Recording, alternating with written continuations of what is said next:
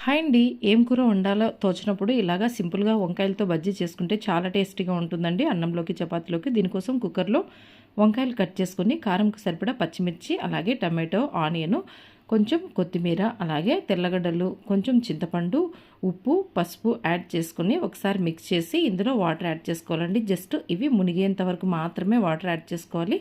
ఎక్కువ water add చేసుకోకూడదండి. ఇలాగా అంతా మిక్స్ చేసుకొని కుక్కర్‌లో 2 విజిల్స్ పెట్టుకోవాలి. 2 విజిల్స్ వచ్చిన తర్వాత ఇందులో ఏమైనా ఎక్సెస్ వాటర్ ఉంటే పక్కకు తీసుకుని దీన్ని స్మాషర్తో మెత్తగా మెదుపుకోవాలండి. వంకాయ బజ్జీ కొంచెం కారం ఉంటేనే బాగుంటుందండి. ఇక్కడ మీకు కావలిస్తే పచ్చిమిర్చితో పాటు కొంచెం కారం కూడా యాడ్ చేసుకోవచ్చు.